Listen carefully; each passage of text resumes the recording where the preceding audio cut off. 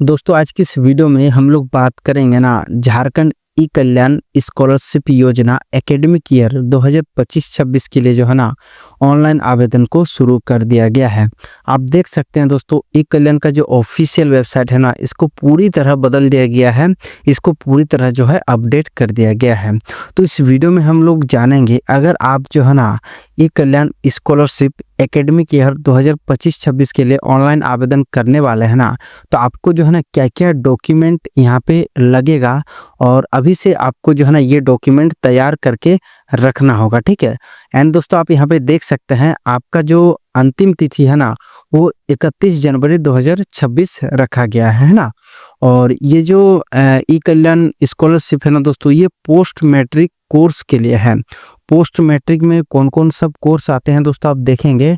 अगर आप जो है ना 10th के बाद जो है 12th कर रहे हैं, मतलब 11वीं में पढ़ रहे हैं, 12वीं में पढ़ रहे हैं, तो आप जो है ना अप्लाई कर पाएंगे, ठीक है।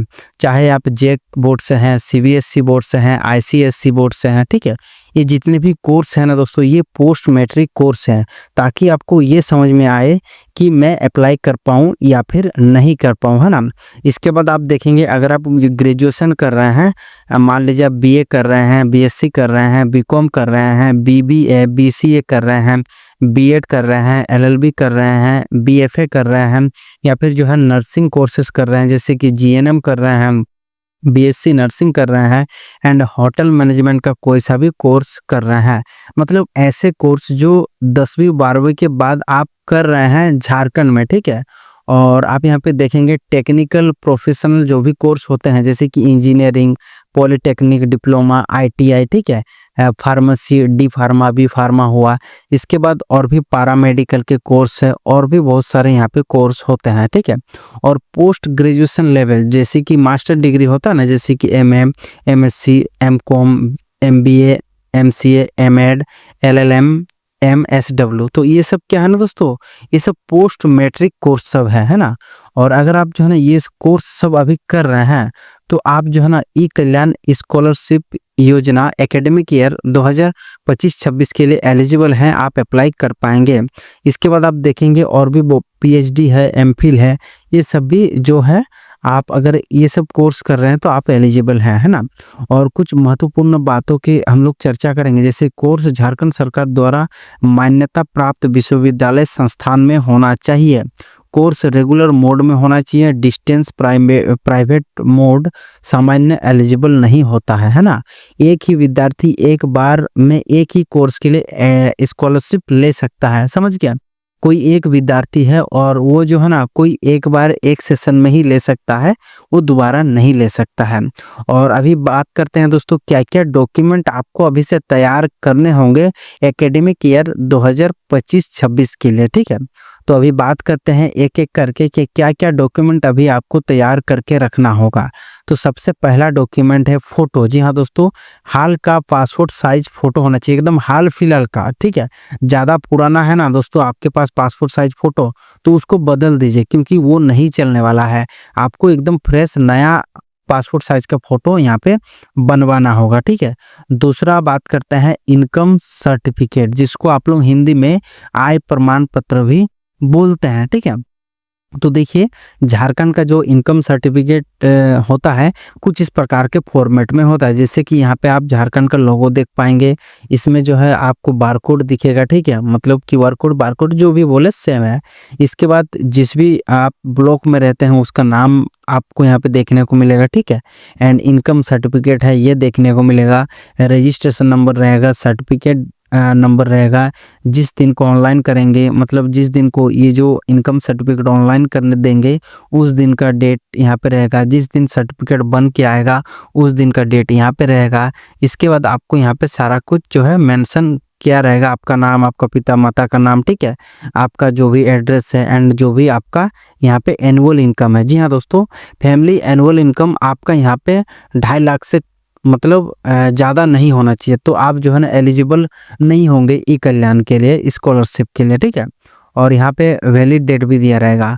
तो दोस्तों आप करेंगे क्या ना, अगर आपके पास पुराना इनकम है तो उसको अभी बदल देंगे, वो नहीं चलने वाला है। आपको नया इनकम अभी से आप अप्लाई कर देंगे ताकि 10 दिन 15 दिन में आ जाए, फिर आपका जो फॉर्म स्टार्ट हो जाएगा मतलब फॉर्म स्टार्ट हो ही चुका है। जब आपका डॉक्यूमेंट वगैरह सब सही होगा तो आप ऑनलाइन कर देंगे, ठीक है।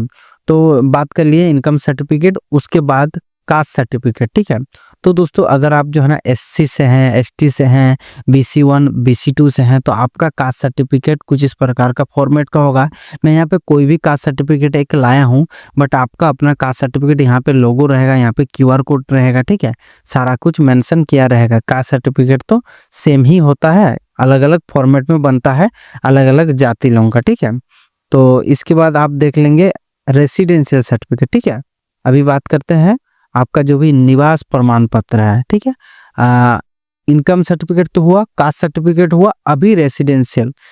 और दोस्तों एक चीज है ना, आपका जो कास्ट सर्टिफिकेट है ये ज़्यादा पुराना नहीं होना चाहिए, ठीक है। नहीं तो आप 2017 का लाएंगे तो नहीं होगा, 2019 के बाद का होना चाहिए, ठीक है। 2019 के बाद का कास्ट और रेसिडेंट आपका 2019 के बाद का होना चाहिए, ये आपको ध्यान रखना होगा, है ना। और इसमें दोस्तों नया लोगो होगा, है ना। नया लोगो वाला ही बनवा लीजिए क्योंकि बाद में रिजेक्ट हो जाएगा। और यहाँ पे जो है बारकोड रहेगा, ये रेसिडेंट का है, ठीक है। और रेसिडेंट दो तरह का बनता है, CO लेवल का होता है एक, और एक होता है SDO लेवल का। तो आपके पास जो भी है चल जाएगा, कोई दिक्कत नहीं है। इसके बाद आपका यहाँ पे रजिस्ट्रेशन नंबर, सर्टिफिकेट नंबर रहेगा, दिनांक, इशू डेट रहेगा, है ना। तो इस प्रकार का आपका यहाँ पे जो है ना सर्टिफिकेट रहेगा।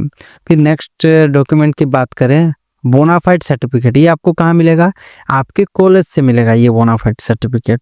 ये कुछ इस प्रकार का रहेगा और यहाँ पे सारा कुछ लिखा रहेगा कि आपका नाम, पिताजी का नाम, एकेडमिक ईयर और कौन सा कोर्स कर रहे हैं वो भी आपको यहाँ पे देखने को मिलेगा, सारा कुछ लिखा रहेगा।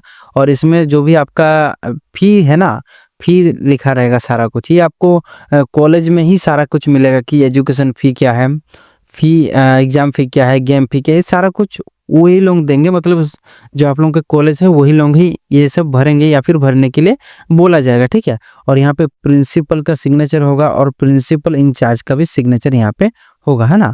तो ये सब करा लेंगे। फिर मार्कशीट, जी हाँ दोस्तों, लास्ट ईयर का मार्कशीट आपका चाहिए, प्रीवियस ईयर मार्कशीट, ठीक है। मान लीजिए आप 11th में पढ़ रहे हैं तो मैट्रिक का मार्कशीट लगेगा, अगर आप 12th में पढ़ रहे हैं तो 11th का मार्कशीट लगेगा। मतलब जिस भी क्लास में भी पढ़ रहे हैं उसके पिछले वाला मार्कशीट लगेगा, मतलब पिछले क्लास का मार्कशीट लगेगा, समझ गया है। इसके बाद दोस्तों आप देखेंगे एडमिशन स्लिप। जी हाँ दोस्तों, जब आप कॉलेज में, स्कूल में एडमिशन लिए थे उस टाइम आपको एक रसीद दिया होगा, ठीक है।